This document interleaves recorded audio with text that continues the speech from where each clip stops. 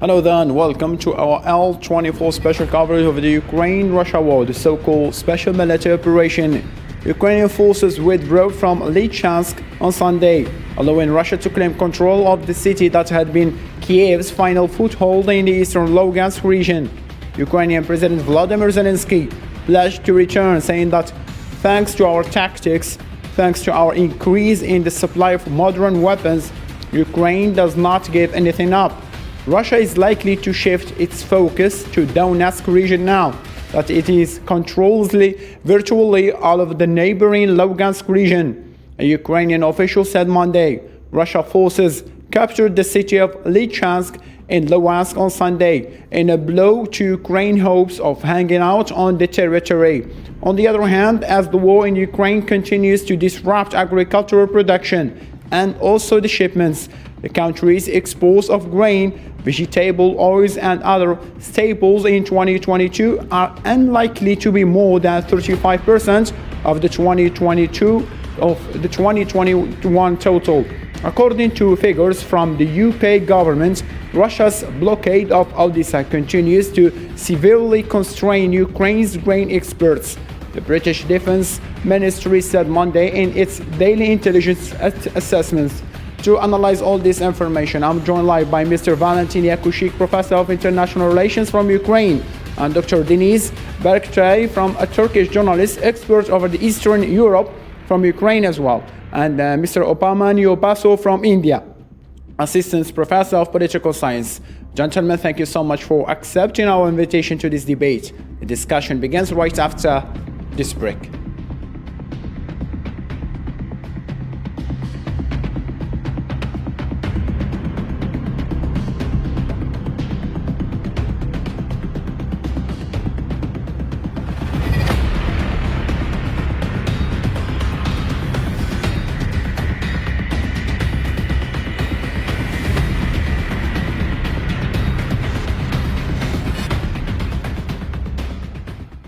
And before we delve into our discussion, let's follow this report. The Russian troops have encircled the eastern Ukrainian city of Lysychansk, Ukraine's last major stronghold in Lugansk region, a claim denied by Kiev that affirmed the fight continues. Russia claimed on Sunday that it had conquered Lysychansk and controlled the entire Luhansk region, a potentially key advance in the Battle of Donbass, while airstrikes left 6 people dead in Slovyansk, another city in eastern Ukraine where residents and soldiers are preparing for an imminent battle with the Russian forces. Today, what we have all longed for 8 long years has come to pass. Today, our troops, with the support of the Russian armed forces, liberated the city of Lysychansk, thus completing the liberation of the Republic of Luhansk within its historical boundaries. Our military had to carefully recapture literally every house, every street, every village.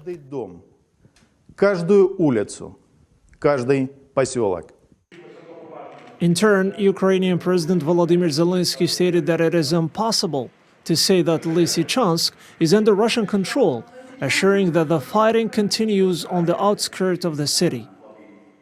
There are risks that Lugansk region will be completely occupied. There are risks, and we understand that. It's impossible to say that Lysychansk is under control. There are fights in the suburbs. Our task is to have better armament. The capture of Lysychansk, if confirmed by Kiev, would allow Moscow to progress in its plan to conquer all the Donbass, an industrial region in eastern Ukraine that is largely Russian-speaking and partially controlled by separatists since 2014, and to advance towards the cities of Slovyansk and Kramatorsk further west. Mr. Valentin, now the main focus of the battle in Ukraine is the east part of the country. Russian troops are claiming taking full control of Lugansk region. Ukraine's troops are denying. So what is close to be true? Well, you see, doesn't matter much for the listeners, the names of these cities. They matter for those who live there. But there is a natural process which is going on. Russian leadership attacked Ukraine on the 21st of February and conducts its war, which is different from what they planned. And now they would be ready just to limit themselves with the occupation of Donbass and some other regions. The fighting there is very difficult for Ukraine. Russia has more forces. Its army is more powerful, but Ukrainians fight back, and they showed that they can resist. But most probably, Donbass will be captured by Russian forces and by separatist forces. Fighting for Ukraine there is more difficult than in any other regions because there is a strong separatist movement and they help Russian advancing forces. What happens in the south of Ukraine? There is no separatist movement, neither in Kherson, nor in Zaporozhye. So there, at some point, the front line will be stopped and there will be a situation like it was like 50 years ago, or how to count 70 years ago in Korea, during Korean War. And we will have to resolve the issue of reintegration of Ukraine. This is the most important. Ukraine will stop the war by resisting, and the world will be supporting Ukraine to reconstruct its economy and to make Ukraine a stronger democratic state. So this is the issue. But what are the names, as I said, of the towns? You will forget it very soon. Only Ukrainians will remember about it. The issue is how later to reintegrate into Ukraine these separatist regions. Ukraine will be a decentralized state, democratic state, and there will be good economic solution for Ukraine when it will be again very attractive to all those who formerly were controlled by the central government of Ukraine, but now under control of Russian occupying forces and by separatists.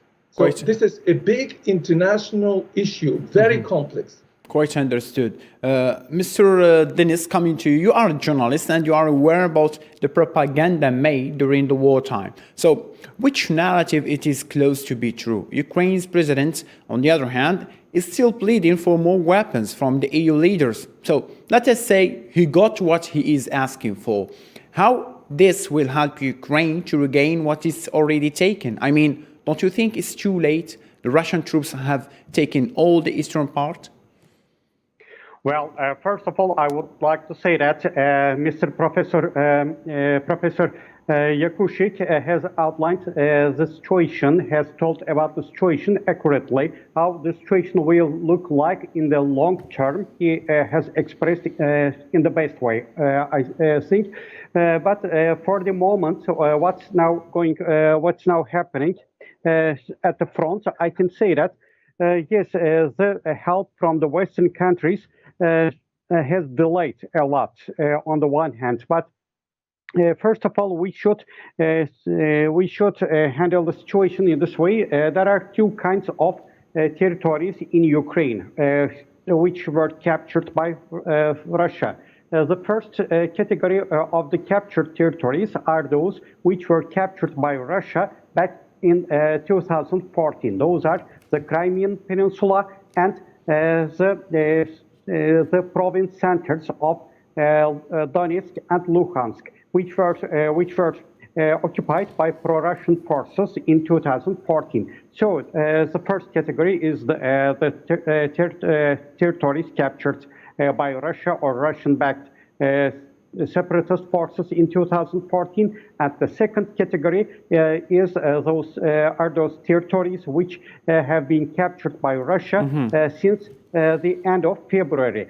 So in this situation, it might be more realistic for the Ukrainian forces to liberate those territories which have been captured by Russia since February. But now some military experts in Ukraine or some political leaders are talking about, or even, for example, the foreign minister of the United Kingdom, Lysychansk, says that Ukraine can regain Crimean Peninsula this is not realistic at this moment, I should express. But because the situation with the Crimean Peninsula can be solved in long term, but not as a result of direct counter-attack of the Ukrainian army. It's another issue.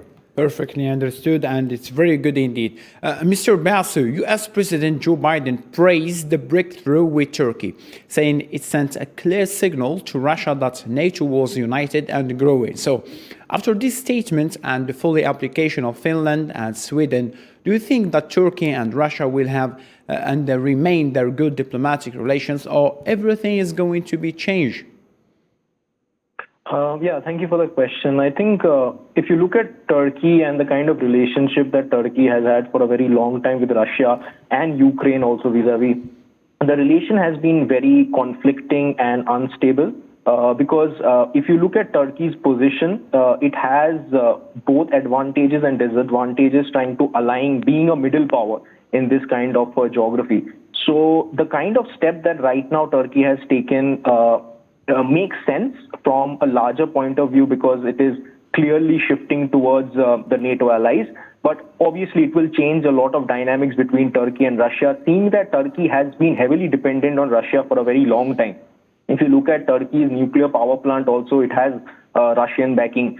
So, but if you look at Turkey's poor economy also, if you consider its own domestic economy, it has been heavily dependent on the kind of Russian tourism that enters these forces. But comparing the kind of applications that is happening from Finland and Sweden, and also the kind of relationship, the conflicting relationship Turkey has with the USA, be it the F-35 deal as well, the kind of heavy losses that Turkey has faced. So the kind of negotiations that is happening currently with USA and Turkey will obviously dictate the future of Turkey and Russian relations in this context. Of course, understood. Coming back to you, Mr. Valentin, NATO, or rather, let us say US, as Putin claimed, their main goal behind this last summit in Madrid is to focus over two things. First, to show the world that we are still united and even stronger with the newly applied Scandinavian countries, Finland and Sweden. And secondly, to warn Russia of any other advanced thoughts to launch another military operation and to stop its operation in Ukraine. But the main question, do you think it will work to push back the Russian troops from reaching their goal? Well, really the politics of the leadership of the United States and of NATO is to get united. They are united to make Russia weaker, to contain Russia, and there are many actors in the West who want to destroy Russia, to destroy it as a united nation, to cut it into several states. But it is a competing two strategies. Well, according to these plans, it's correct. But there were other plans before as to Russia. Russia had to be integrated into the West till 2008 approximately. Yeah, and there were two competing tendencies: to make Russia an equal partner of the type of Britain and France within NATO. But what was chosen, that Russia was supposed to be kept out, just with some promises of cooperation, and to keep low profile. The result of this was angry among the Russian elites, and Russians chose a barbaric approach towards Ukraine in 2022. Some consider that it was specially done by the leaders of the West. Some, it just was natural process because of many mistakes which the West has done not to keep Russia within the Western alliance. Anyway, now it's history. Now we need to see what will happen. Those who want to destroy Russia as a national state and to cut it into smaller states, they choose a very dangerous policy, because Russia will not exist as a authoritarian nation controlled by one leader who put Russia into a trap. So it's something like what happened during the First World War. During the First World War, another type of a state appeared, and instead of a weak Russian empire, appeared a Soviet Union, which became a superpower. So there is chance for Russia to be a democratic state within this system which the West proposes, and another to create an alternative system which will be dangerous for those who want to destroy Russia now. So it's time to think what will be the next step, whether Russia can be pushed towards more democratic approaches to cure the situation which exists now, to say sorry and to repair what happened with Ukraine and to establish a real peace, fair peace, or Russia will become a dangerous for the Western alliance. Now Russia is not so dangerous. It is not an alternative. It's just a competitor with the same approaches who wants to be a superpower. It will not succeed in this, but there is chance for two ways. One way, Russia remains as it is, but a peaceful and solving the situation, or Russia will create an alternative approach. Perfect. So let us think what is better for the world now. Now moving on to the second point to be discussed, Russian President Vladimir Putin said on Wednesday his country's army doesn't strike any civilian targets in Ukraine. Putin made the remarks in Ashgabat during a summit with the leaders of the four countries along the Caspian Sea to discuss regional cooperation and international issues. When he was asked about an attack at a crowded mall which killed at least 18 people in Kremenchuk on Monday, he also warned that if Finland and Sweden welcomed NATO troops and military infrastructure into their territory, Russia would respond in a mirror manner.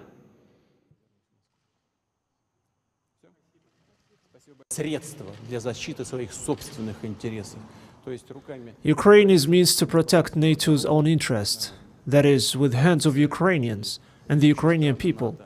NATO members and leading NATO countries simply want to assert themselves, further assert their role in the world, confirm leadership of their hegemony in the truest sense of the word, their imperial ambitions.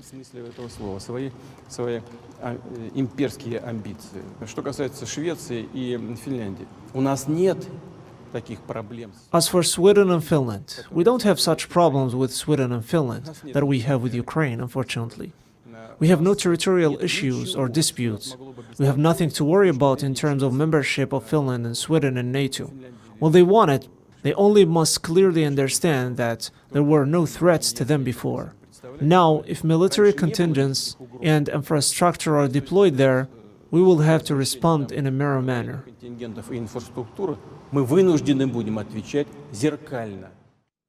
Coming back to you, Mr. Basu, Russian president stated that he had never thought to take any steps against Sweden and Finland because they have never been a threat to Russia. For him, it doesn't matter if they become members of NATO alliance or not. But if they open their lands for a NATO military brigades, then Russia will change its military and politically procedures with this latter, especially Finland, that shares a long border with Moscow. So, to this point, can we consider this a threat or a defensive statement? Right. So, if you look at NATO's policies as well, so any country which is coming under the cover of NATO, there is Article 5 which talks about the collective defense clause. So it literally puts them under the United States protective nuclear umbrella. So here, someone's threat will obviously be someone else's defensive treaty. So here, Russia's president's statement does not really matter in this respect because the allies have already started to increase their troop presence in the Nordic region.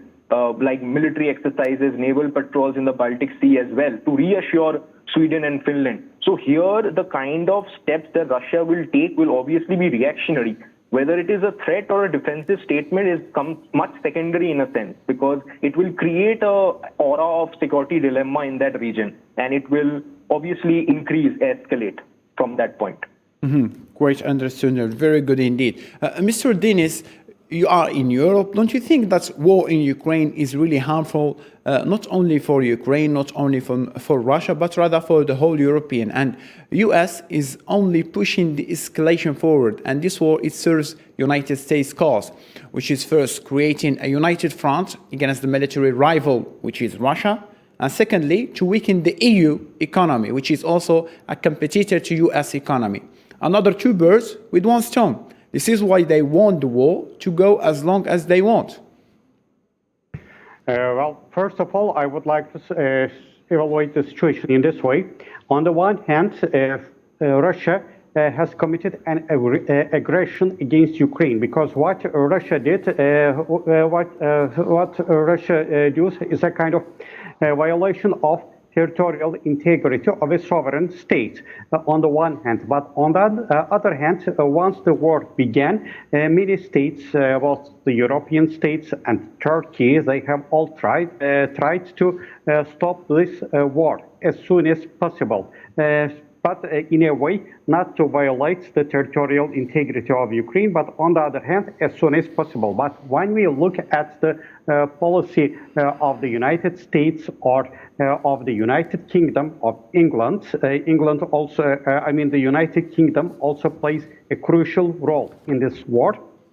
They are, as you say, they don't wish a quick end to this war. They wish, on the contrary, they wish to prolong this war first in order to unite the whole Western world, in order to reunite NATO, in order to save NATO, and on the other hand, in order to weaken Russia as much as possible in order to establish their possession in the Black Sea basin. For this reason, Turkey especially tries to bring an end to this war, because such a war is also a kind of a great threat for Turkey and for the region as well. And in this situation, we can say that, yes, the policies of Europe and Turkey on the one hand, and the policies of the United Kingdom and the United States, they are in a great contradiction, in a conflict, I can say. Quite interesting. Now, let's move to another point. Ukrainian President Vladimir Zelensky said on Saturday that life in some parts of Ukraine is returning to normal, but also urged the populace not to forget that the war is still raging on. Zelensky talked about the upcoming Ukraine Recovery Conference in Lugano, which can become an essential step for Ukraine's reconstruction and the huge reconstruction projects which will be needed to get the country back on its feet. The conference will be jointly hosted by Switzerland and Ukraine from the 4th to the 5th of July and is billed as a unique opportunity for Ukraine to share its recovery plan and engage with international partners. Of course, we have already begun to restore everyday life in the liberated communities and territories through our efforts. But implementing such a large-scale project throughout the country, providing new safety standards above all, and a new quality of life is possible only by attracting international opportunities. Therefore, the conference in Lugano can become an essential step for Ukraine's reconstruction. Sir Valentin, as a simple question, how can you consider this conference that talk over Ukraine's reconstruction while Ukraine is still in a deadly war against the Russians? Isn't that sort of contradiction? This conference is a traditional conference which was organized by Switzerland in order to find support for Ukrainian reforms. But because of the war in Ukraine, it was renamed into reconstruction after the war, like the next steps. Switzerland is very great, it helps a lot to Ukraine in intellectual terms, in organizational terms. So the conference is very important for Ukraine. A lot of experts and representatives of important organizations have already arrived to Lugano, among them some of my friends and colleagues, and the discussions will be very useful. What is important? To have the general concept of a new plan, like Marshall Plan for Europe, to be prepared for Ukraine. But what is important, that Ukraine is capable to receive this help, that there is no corruption and inefficiency, so it should be one of the elements of the conference. How to guarantee that not the chosen ones use it, as it was usually done in Ukraine. Who controls the foreign help profits more? It will be different. Ukraine after the war has to be a very efficient and controlled by the nation, by the people, and by those who provide help. And also,